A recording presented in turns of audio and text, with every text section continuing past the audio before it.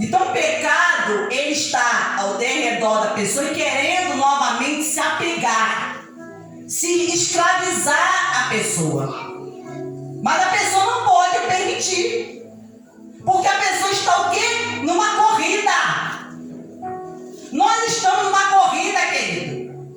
Se o pecado nos escraviza, o que acontece? Você não consegue continuar correndo. Você não consegue continuar na sua caminhada. Então aqui ele está nos comparando a um atleta, a uma pessoa, um corredor. Você está na corrida da fé. E se você não luta contra o pecado te pega, te prende, ele te domina e você não consegue prosseguir. Você fica parado no meio do caminho, escravizado. Você não consegue ter forças para continuar correndo, perseverando, até chegar à carreira que está proposta. Por isso ele fala, olhe para Jesus, o autor e consumador da nossa fé, para nós colocarmos fixo os nossos olhos sobre ele. Porque aí ele começa a dar o exemplo do que aconteceu com Jesus. De todo o sofrimento que Jesus passou, as oposições que Jesus enfrentou, o sofrimento que ele passou como homem para poder vencer o pecado, para que por meio dele nós venhamos querer ser libertos. Então nós devemos o quê? Lutar. Nós devemos lutar. E ele diz aqui, é para a disciplina que vocês perseveram, Deus os trata como filho. Deus os trata como filho. Então, querido, Deus, ele nos corrige, nos disciplina. Quando nós começamos a sair do trilho, do caminho, a desobedecermos a Deus, o que acontece? Ele vem para nos disciplinar, nos corrigir, para nos trazer de volta ao caminho, para nos trazer de volta para Ele. Começamos a nos afastar, porque se você não luta contra o pecado, é isso que vai acontecer. O pecado vai te dominando, você vai se afastando e às vezes você nem percebe que aos pouquinhos você está se afastando de Deus, você está se distanciando, você está perdendo o seu amor a Deus, seu amor está se esfriando, aquela vontade de buscar a Deus, de orar, a vontade de vir para a igreja, a vontade de se consagrar. Você já não anda mais vigilante, né? Você já não se conduz mais com prudência. A pessoa começa já a deixar novamente esse inimigo chamado pecado lhe dominar. Aí você já começa a deixar certas coisas contaminar os seus olhos, contaminar os seus ouvidos, contamina o seu coração, a sua mente, as suas mãos, os seus pés. Você começa a achar que não tem nada a ver. Que não tem nada a ver, né? Que você pode. Você começa a achar que você pode fazer determinadas coisas, mas que na verdade Deus não está dando a você permissão de você fazer. Não está dando a você permissão de você fazer. Então Deus, ele vai muitas vezes se utilizar das dificuldades. Tem pessoas que estão passando por dificuldades porque Deus está utilizando essas dificuldades, problemas que estão surgindo na vida das pessoas, para trazer a pessoa de volta, para chamar sua atenção, e trazer você de volta para Ele, para o caminho, para a fé genuína, para trazer você de volta àquela vida que você tinha no começo. Aquela vida de consagração, aquela vida, querido, que você, quando você começou na sua fé, que você estava ali, a todo vapor, que você estava ali no primeiro amor, nas primeiras obras, que você estava com o seu coração em Deus. Então Deus utiliza das dificuldades para nos disciplinar, nos corrigir. Ele se utiliza para nos disciplinar da sua palavra. pessoa ouve um ensino, uma pregação para disciplinar a pessoa. Porque ele sabe que a pessoa está tomando um caminho errado, sentido oposto, que vai levar a pessoa à morte, vai levar a pessoa ao abismo. E ele, como pai, por amar os seus filhos, então ele quer que a pessoa volte para o caminho certo. Ele, então, através da palavra, ele utiliza-se da palavra para disciplinar. Ele utiliza-se através das pessoas, querido. Das pessoas. Às vezes, não sei se já aconteceu com você, mas já aconteceu comigo. De você, às vezes, estar conversando com alguém e a pessoa vai entrando no assunto e falando, e você cai em si e percebe: Deus está usando essa pessoa para mim. E às vezes está fazendo alguma coisa errada e você cai em si, a pessoa nem sabe, mas ela começa às vezes a tocar num determinado assunto que você que está consciente do que você está fazendo, você sabe: Deus está usando essa pessoa para mim. E aí é por quê? Porque Deus está usando a boca daquela pessoa para te corrigir, te disciplinar. Porque Ele quer que você volte como filho para o caminho, para a vontade dEle. Volte-se para a palavra. Ele quer, então Ele se utiliza das coisas, às vezes das circunstâncias. Deus se utiliza, querido, do inimigo. Quando às vezes o inimigo está se levantando contra a pessoa, ele está se utilizando, permitindo que o inimigo se levante. Para quê? Para que você caia em si e você se volte para Deus, para te disciplinar, como acontecia com Israel. Muitas vezes Deus permitia que os inimigos, as nações inimigas, atacassem Israel, se levantassem contra Israel. Mas por quê? Porque Israel havia se desviado do caminho, do propósito. Então Deus, para fazer eles voltarem, fazer o quê? Permitir os inimigos atacá-los. Atacá-los. Aleluia. Oh, glórias a Deus. Olha o que diz aqui. Eu quero que você leia comigo em Jeremias. Olha o que diz aqui em Jeremias, capítulo 31. Jeremias 31, versículo de número 18 e 19, assim, ouvi muito bem que Efraim se queixava dizendo, isso é Deus falando através do profeta Jeremias. Ouvi muito bem que Efraim se queixava dizendo, tu me castigaste, quer dizer, me disciplinaste, e fui castigado como novilho, como bezerro ainda não domado. Então, Efraim, que era uma das tribos de Israel, que fazia parte do povo de Deus, Efraim estava o quê? Se queixando que Deus havia o quê? Castigado. E Deus estava ouvindo as queixas de Efraim. Deus estava ouvindo. Fui castigado como um novilho que ainda não domado. Ele tá se identificando como um bezerro indomado. Porque é isso que o pecado faz, querido. O pecado deixa a pessoa como esse bezerro indomado, descontrolado. Então, faz a pessoa sair do propósito, da vontade de Deus. E aí Deus, para poder domar a pessoa, esse bezerro, para Deus domar e colocar a pessoa na rédea novamente, o que ele faz?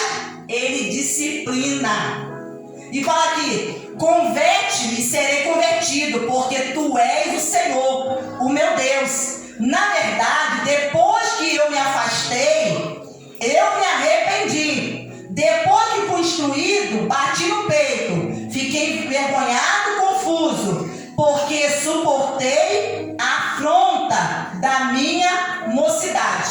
Então, depois que Deus o disciplinou, o corrigiu, ele falou o quê? Que ele se converteu, ele se arrependeu, porque ele estava afastado de Deus, filho. Estava afastado. O seu coração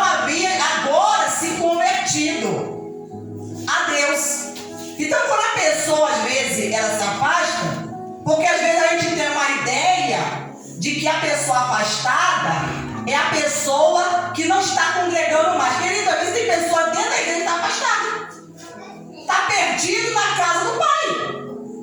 Está dentro da casa de Deus e perdido. Fora do propósito, fora da vontade de Deus, fora do caminho. E Deus quer fazer o quê? Trazer a pessoa para o caminho, para junto dele, aproximar a pessoa. Vamos ler comigo agora em Salmo 39, que diz assim, Salmo 39, versículo de número 11.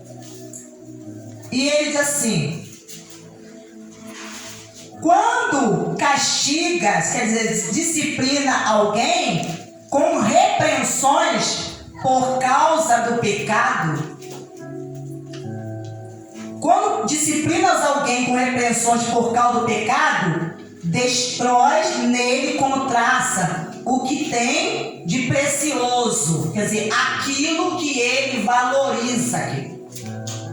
Porque da pessoa que está escrava, dominada pelo pecado, o que essa pessoa faz? Ela começa a valorizar, ela começa a ter como precioso aquilo que não tem valor.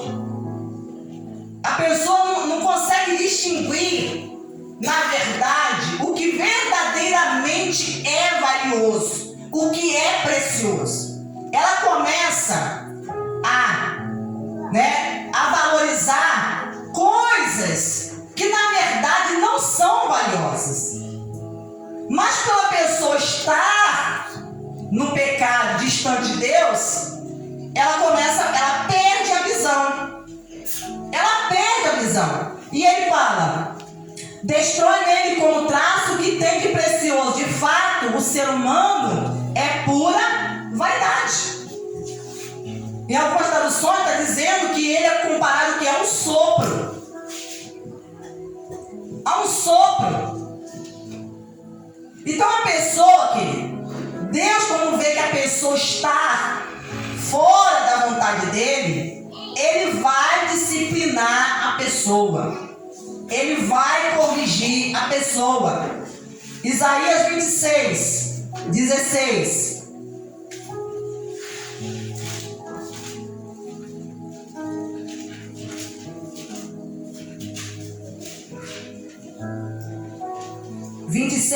Diz assim: Senhor, na angústia te buscaram, vindo sobre eles a tua correção, a sua disciplina, derramaram as suas orações.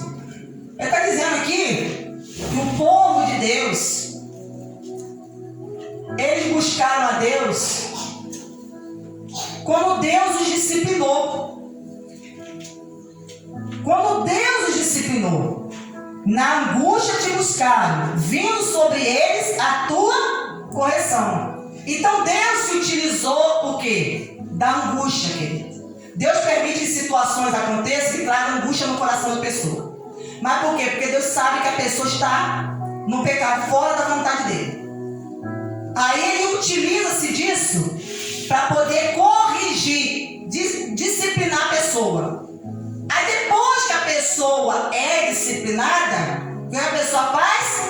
Ela derrama as suas orações, começa a voltar para Deus, começa a orar novamente. Então, se você tem parado de lutar, Deus quer que você volte a lutar contra o pecado. Que você não se entregue. Não se entregue. Se posicione. Vamos voltar lá para Hebreus. Se posicione como um bom guerreiro. Hebreus capítulo 12, versículo 7. É para a disciplina que vocês perseveram, Deus os trata como filho. E qual filho a quem o pai não corrige? Mas se estão sem essa correção, da qual todos se tornam participantes, então vocês são bastardos e não filho. Ele está dizendo que o filho legítimo,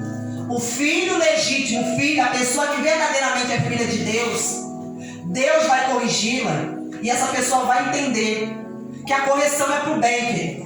A correção não é para o mal. Se Deus nos corrige é porque Ele nos ama. Porque Ele, como um pai cuidadoso e amoroso, Ele nos quer junto dEle, não separados. Não separados. Então, se há alguma coisa que está nos afastando, separando de Deus, Ele vai nos disciplinar. Ele vai. Então, está falando, o verdadeiro filho legítimo, ele aceita a disciplina, a correção de Deus. Mas o filho bastardo, aquele que não é legítimo, o que ele faz? Ele não aceita. O filho que não é legítimo, ele não aceita. O pai vai corrigir ele e ele endurece o coração e continua no mesmo erro, continua no mesmo pecado e continua. Por quê? Porque a pessoa está mostrando que você não é verdadeiramente filho. Porque se você é filho, você vai entender. Não, meu pai está fazendo isso por meu bem. Porque ele não quer que eu fique longe dele. Então ele diz aqui, além disso, tínhamos os nossos pais humanos que nos corrigia e nós os respeitávamos, não é verdade? Você que tem o seu pai ou a sua mãe, ou de repente você, que já perdeu, mas você lembra da fase da sua infância, da sua adolescência, que muitas vezes o seu pai, quem te corrigiu, te disciplinou, e você fazia o quê? Respeitava o seu pai. Porque você entendia que aquilo era para o seu bem. Então você respeitava o seu pai. Será que então não nos sujeitaremos muito mais ao Pai espiritual, ao Pai dos Espíritos, para vivermos? Então o propósito da disciplina é nos levar à obediência a Deus e nos levar à vida, a pessoa viver. Porque ele sabe que a desobediência leva à morte. Pois eles nos corrigiram por pouco tempo, segundo melhor lhes parecia. Deus, porém, nos disciplina para o nosso próprio bem, a fim de sermos participantes da sua santidade. Então, o propósito da disciplina é levar a santidade. Se Deus, o Pai, é santo, eu, como filho de Deus, eu tenho que também ser santo. Jesus como filho, viveu uma vida santa. E Jesus veio como homem para nos dar um exemplo e mostrar que nós, como seres humanos, podemos sim viver nesse mundo e termos uma vida separada, uma vida de santidade com Deus, sim. Nós podemos. Nós podemos caminhar com Deus nesse mundo e termos uma vida de santidade, que isso não é algo impossível, não, filho. As pessoas às vezes acham que isso é uma coisa inatingível, inalcançável, algo impossível. Não, Deus jamais iria mandar a gente fazer algo que nós não tivéssemos condições de obedecer e de cumprir. Ele sabe quem nós somos, porque quem nos formou, nos criou foi Ele. Ele sabe da nossa estrutura, da nossa capacidade. Ele sabe que nós temos condições sim, de pela fé, na sua palavra, aleluia, com ajuda, obedecer e sujeitando o Espírito Santo, termos uma vida com Deus que nos leve à santificação. E ele fala que, na verdade, toda disciplina, ao ser aplicada, não parece ser motivo de alegria, mas de tristeza. Porém, mais tarde, produz fruto pacífico aos que têm sido por ela exercitado fruto de justiça. Então, está falando que, a princípio, quando alguém é disciplinado por Deus, qual é a reação que a pessoa tem? Não é de alegria. E Deus compreende. Não é de alegria. Você já foi criança. Você que hoje é mãe, pai, você tem filho. Quando você corrige, disciplina o seu filho, qual é a reação que ele tem? Ele chora. Às vezes ele esperneia, porque ele não quer a disciplina. Ele não quer ser corrigido, ele não quer ser ensinado. Mas depois, olha o que ela produz. Quando a pessoa é disciplinada e ela aceita. Na verdade, toda disciplina, ao ser aplicada, não parece ser motivo de alegria, mas de tristeza. Porém, mais tarde, produz fruto pacífico, fruto de paz, querido. A disciplina vai levar você a ter paz. A disciplina, se a pessoa aceita a disciplina de Deus, ela vai produzir na sua vida fruto que leva você a uma vida de paz. E leva você a uma vida o quê? O fruto que vai levar você à justiça. Fruto da justiça. Porque ele fala que aos que têm sido por ela exercitados. Por isso, levante as mãos cansada. Aqui, ele traz o exemplo da pessoa que está lutando. Está na guerra. Querido, quem luta com as mãos arriadas?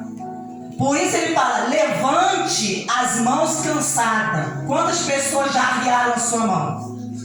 Já arriaram. Não querem mais lutar contra o pecado. Não querem mais lutar contra o diabo. Não querem mais lutar contra o mundo. O sistema que jaz no maligno e que quer, querido, afastar as pessoas de Deus. As pessoas já arriaram a mão. Se lembra do que aconteceu com Moisés, que está escrito lá em Êxodo capítulo 17?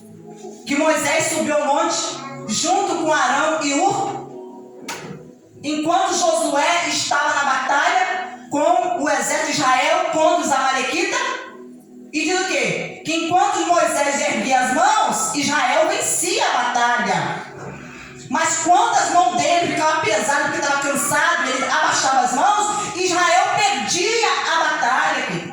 O que significa isso? Enquanto você está orando, você está posicionado como guerreiro, você está ali assumindo a sua posição como filho de Deus, querido, você está vencendo, você está lutando, você está batalhando contra o pecado e você vence. Mas na hora que as suas mãos se cansam, você se entrega e você fala, eu não vou guerrear mais, eu não vou lutar mais. Abra agora em Timóteo, que eu quero compartilhar aqui com você na carta, primeira carta a Timóteo, capítulo 8. Capítulo 2, versículo número 8. Olha o que diz aqui.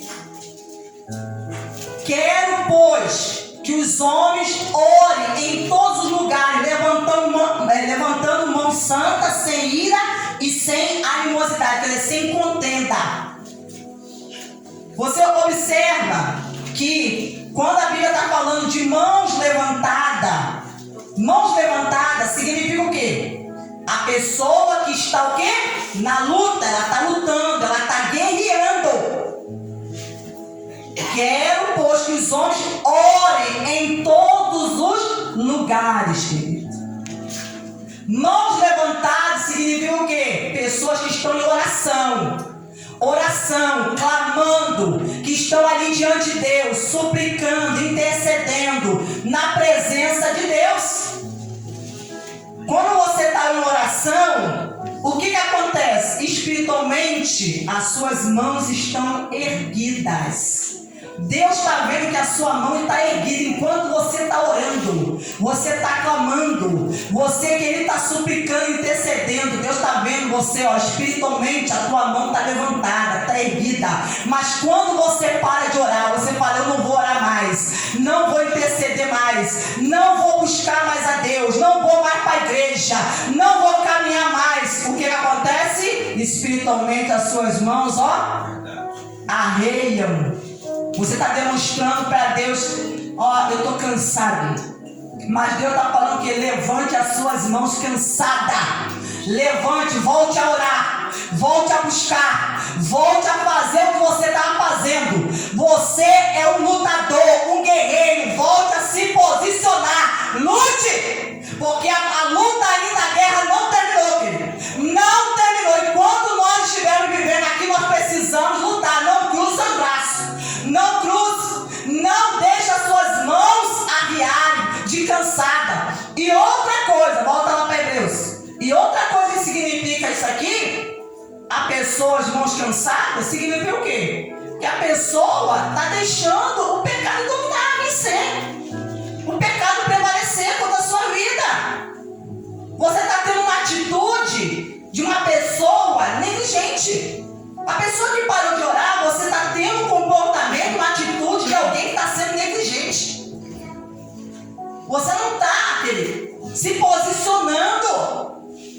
deixando o cansaço, a luta, aquilo que te impedir, o pecado te impedir.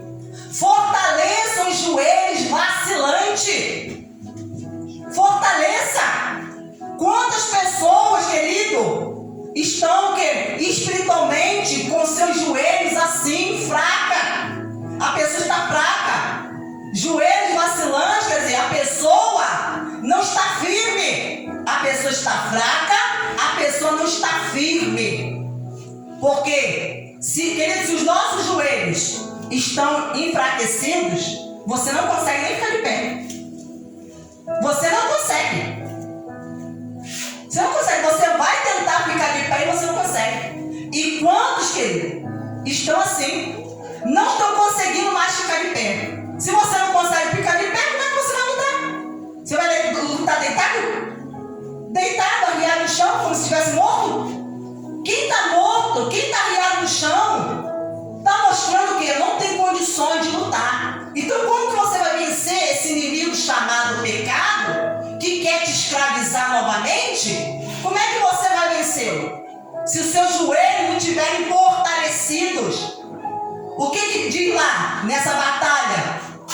Aonde Moisés estava? No monte.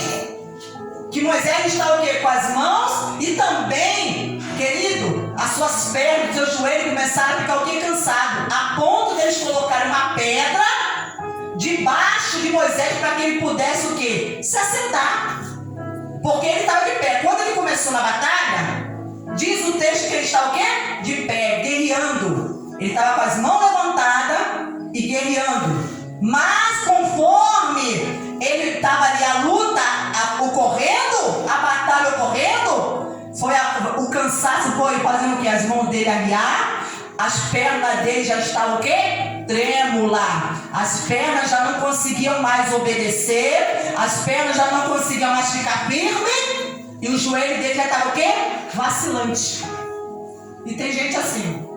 Espiritualmente tem pessoas assim, não está conseguindo ficar de pé, não consegue caminhar, porque não está tendo vida com Deus, querido. Não está tendo vida, compromisso com Deus. Não está se posicionando como um bom guerreiro. E as pessoas estão caindo, o pecado está vindo e derrubando muita gente, está nocauteando muita gente. Muitas pessoas estão sendo nocauteadas por esse inimigo chamado pecado.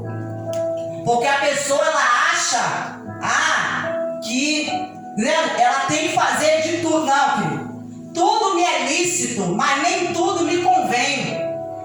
Tudo me é lícito, mas nem tudo me edifica. Então tem coisas que se você colocar os teus olhos, você vai cair espiritualmente.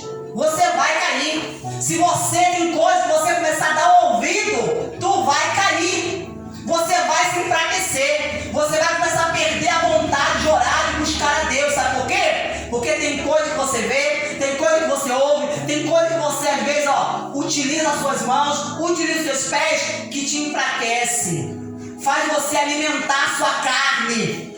Alimentar. E quando a carne está, querido, muito alimentada, ela está forte, a pessoa não permanece de pé. Não permanece.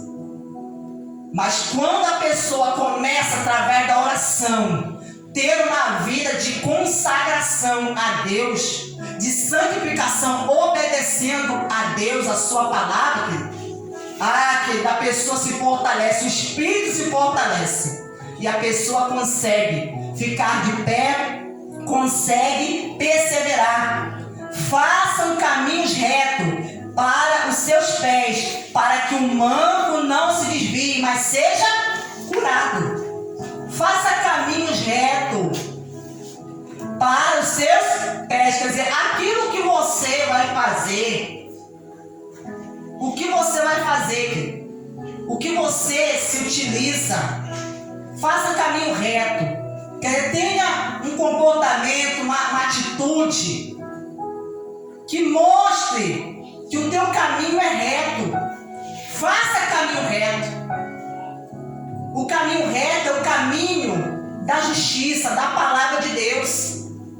E o que diz aqui o texto? para que o manco não se desvie, mas seja curado. A pessoa que é manca é a pessoa que tem uma deficiência. Ela está doente, ela tem uma deficiência. E por causa dessa deficiência, ela não consegue o quê? Caminhar. Os seus pés, ela não consegue caminhar. Porque se o caminho correto... Imagine você uma pessoa que é manca, que tem uma deficiência nos pés, e ela está trilhando um caminho todo torto, todo esburacado, cheio de coisas, de empecilhos. Essa pessoa vai conseguir caminhar? Não! Ela vai cair. Ela está manca, ela está deficiente, ela está doente. E quantas pessoas estão doentes? Não conseguem caminhar porque estão doentes, precisa ser curado. Mas para ser curado, precisa fazer o caminho reto. Porque é no caminho reto que a pessoa vai ser curada.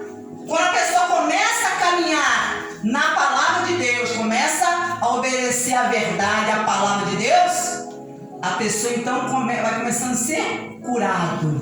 Querido, muitos de nós, quando Jesus nos chamou, como é que estava o nosso caminho? Todo torto. Todo desnivelado, cheio de buraco. Assim estava. Por isso que a Bíblia fala: voz do que clama no deserto, preparai o caminho do Senhor, endireitai as vossas veredas. Porque as nossas veredas, o nosso caminho era todo torto. Nós viemos para Deus cheio de deformidade de caráter, deformidade moral, querido. Nós viemos todos cheios de deformidade. E aí nós começamos o quê? A fazer caminho reto. Começamos a ouvir a palavra e começamos o quê? A praticar, obedecer. E aí conforme você vai caminhando e obedecendo, querido, você vai sendo curado. Aquele que estava manco, estava caminhando lá com dificuldade, agora está caminhando a passos firmes. Aleluia, está caminhando a passos firmes. Aleluia, consegue agora correr, consegue agora ir adiante, porque aquela dificuldade, aquela deficiência que estava atrapalhando, aquilo foi tirado, a pessoa foi curada. Nós precisamos que atentar para o que Deus tem falado, irmão. Como é que você tem visto esse inimigo? Você tem que enxergar o pecado como Deus ele enxerga. Deus ele enxerga o pecado como algo ruim, como algo mau, como algo que nos afasta dele. Mas tem pessoas não, tem pessoas que estão gostando, aleluia, do pecado. E a pessoa não consegue perceber que, querido, conforme ela vai sendo dominada, escravizada pelo pecado, querido, ela só vai se afastando mais ainda de Deus. Vai só se afastando mais ainda de Deus. Mas o propósito de Deus não é que nós venhamos ficar afastados, mas que nós venhamos estar junto com Ele. Não somente aqui, mas por toda a eternidade. Amém? Aplaude ao Senhor Jesus, glorifique o seu santo nome, dê glória a Deus. Glórias a Deus.